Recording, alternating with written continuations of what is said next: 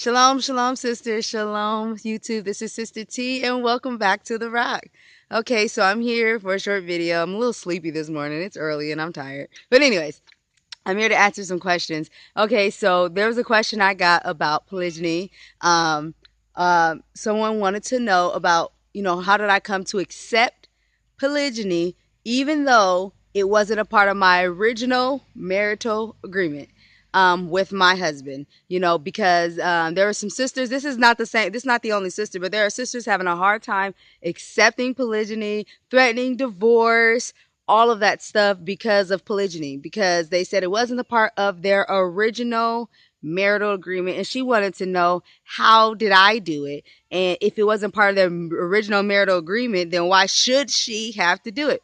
But this particular sister wanted to know also, how did I, how did I do it? How am I okay with it? How did I learn to be okay with it?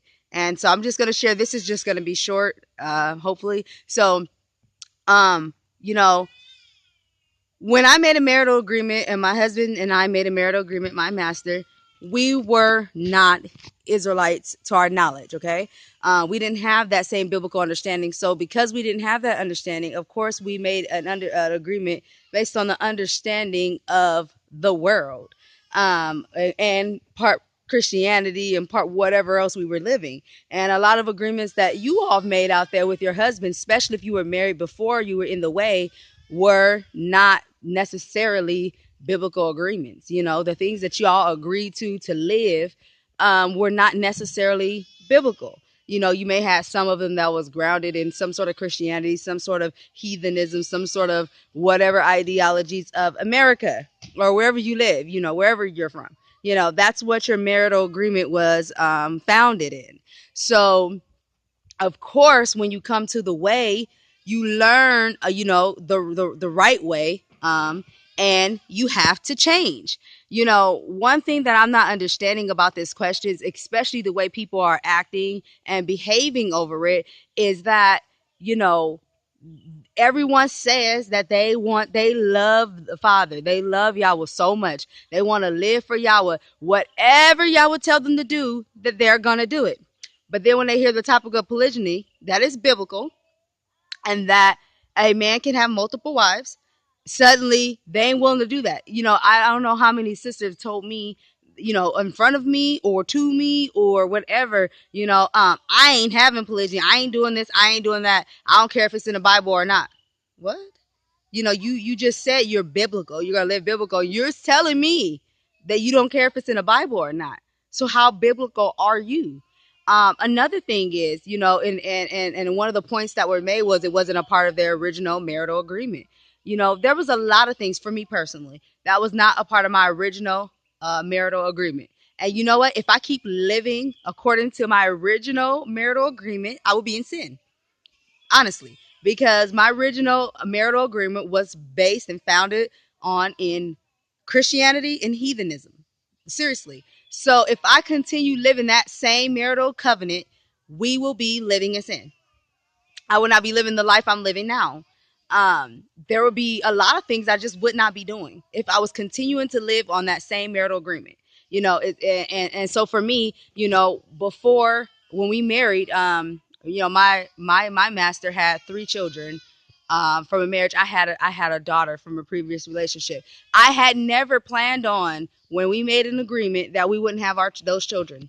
I didn't plan on, when we first made that agreement, moving and coming out of the city.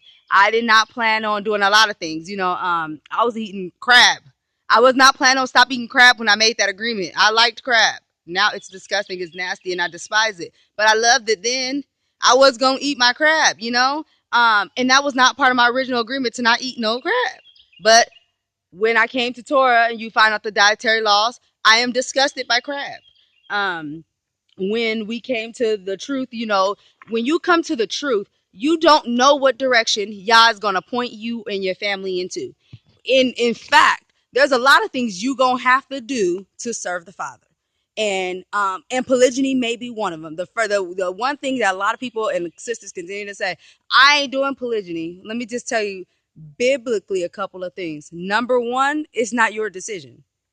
Number two, you are not the head. Number three, you don't know what the Father is going to ask you or tell you to do. So you don't want to be quick to say what you're not going to do. It's okay.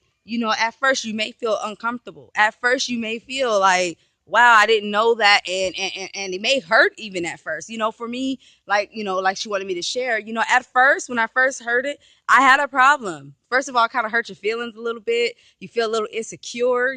This is me. Kind of hurt my feelings. I felt a little insecure. I was like, wow, like, dang, how am I going to feel about that? I don't know how I'm going to do that. Like, that's hard. I felt kind of bothered. And I had to go pray. And one of the things I remember, so clearly, it was like, I need to go pray about this, because if this is correct, then I need y'all to change my heart right now. Because if I don't, I already know how I'm going to act. And you know how people act when, y'all, I'm act crazy. I'm gonna be upset. I'm to be telling him, no, you ain't. Jezebel gonna come out. So, but I knew that that's not how I wanted to be. I was in the middle of transforming already. I was already fighting the spirit of Jezebel.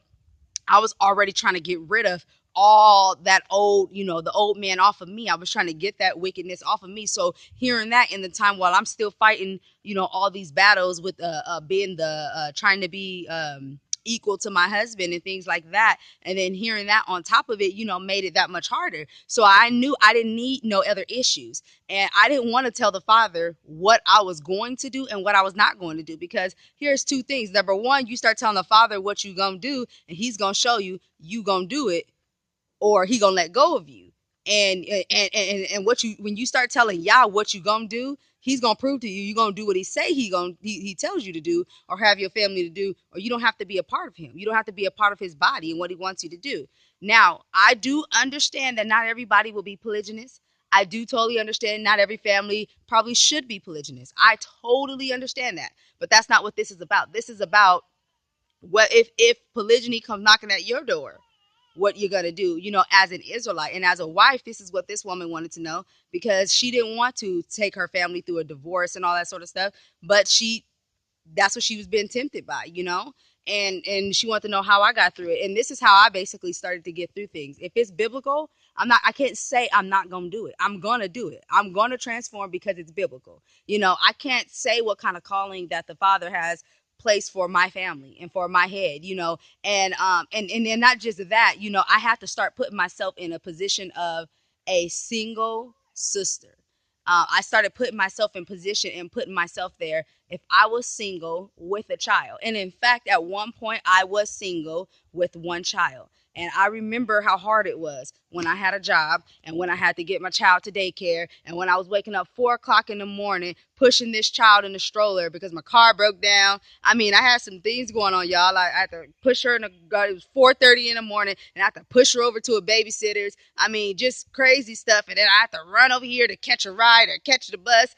I mean, just to get to work and be there by 5:30, 6 o'clock. And then I had to, arrange rides to go pick her up from childcare, and arrange for my family members to, can you take her to childcare while I'm at work? And can you do this? And I remember how hectic it was because I was trying to get everything done. And I was in college, and so on and so on and so on. It goes on. And some of the single sisters know what I'm talking about. When you're out there, when you're single, when you have children, it's not easy.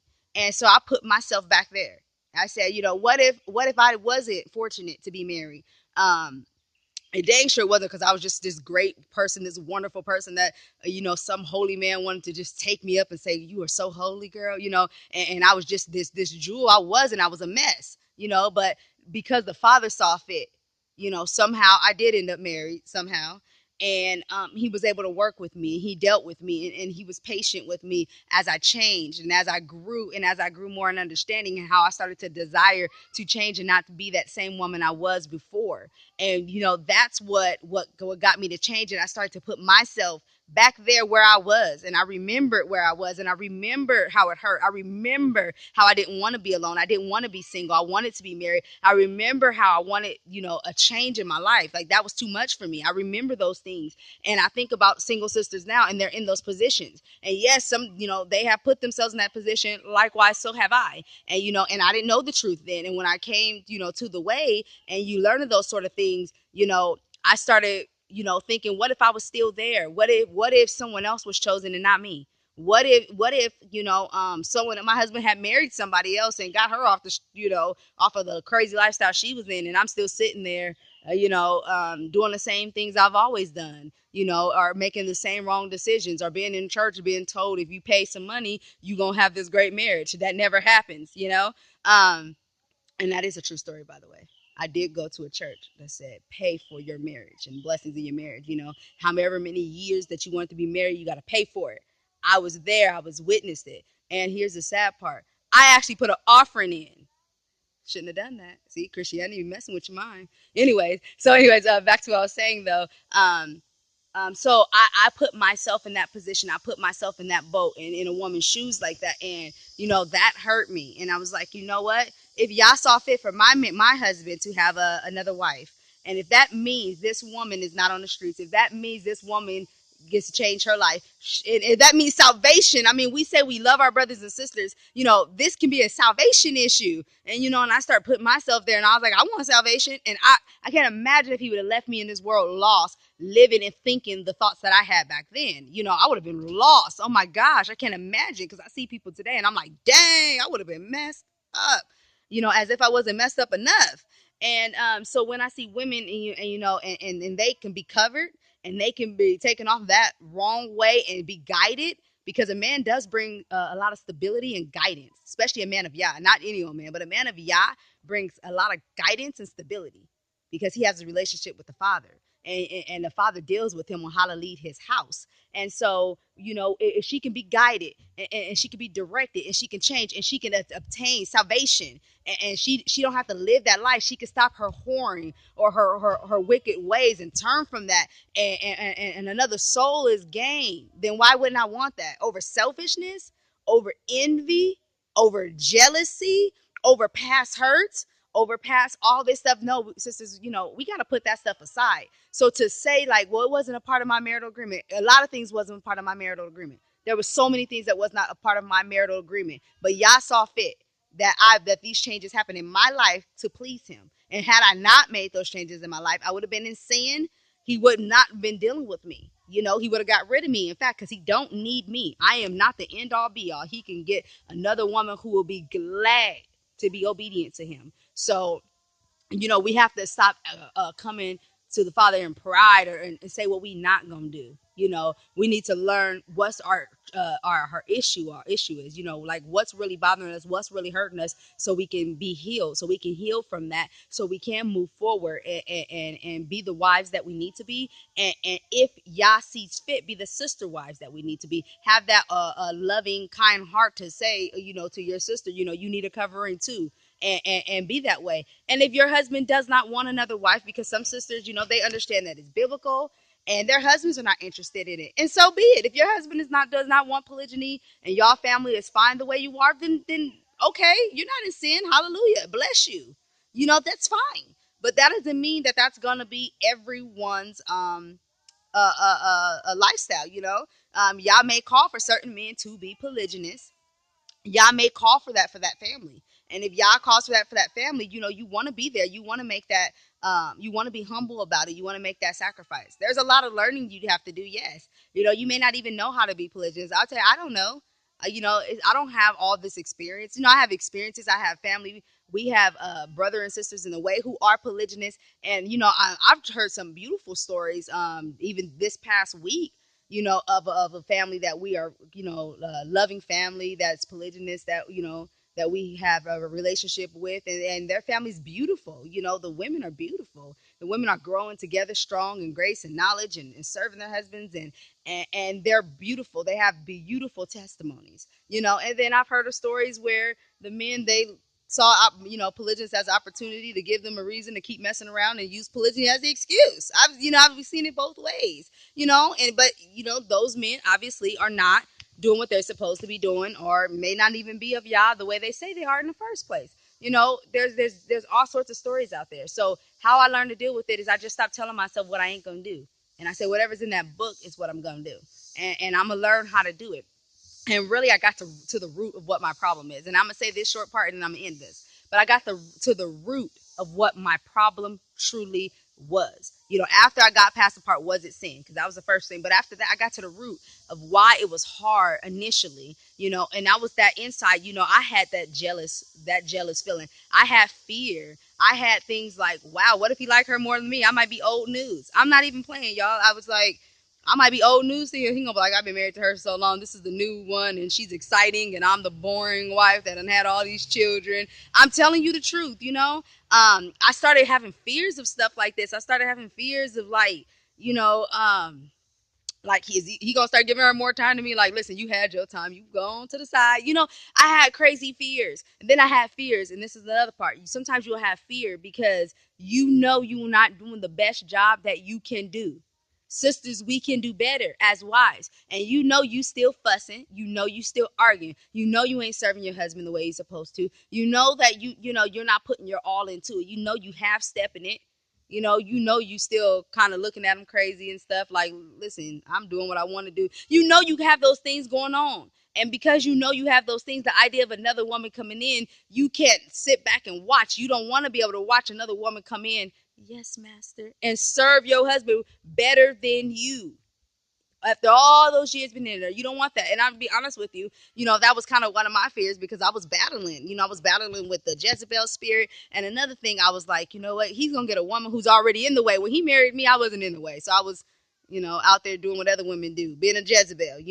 And I was like, dang, he gonna have all these memories of me being a Jezebel. This woman's already in the way. She gonna be taught and learned, and she gonna come in. Yes, master. Oh, I'll do whatever you want. And I'm gonna still be over here with some anger issues. Like, I remember when you did such and such to me, and I'm still hurt. And I'm gonna be over here looking crazy because she gonna be serving them. And I'm like, dang, all I have to do is get over this stupid emotion. And I didn't want to have to feel that. So a little bit, I felt insecure. I felt a little scared. I was nervous until one day, I was praying about it. I really started looking at myself and try to figure out what was wrong with me. And then one day I was like, well, I don't have to be this way. Like, I can't help what happened before, but I don't have to be this way. I don't have to remain a Jezebel. I do not have to remain this. Yes, it's going to take me some time to learn, and I have to learn to serve him properly. I have to learn to be a wife properly, but I don't have to be this person.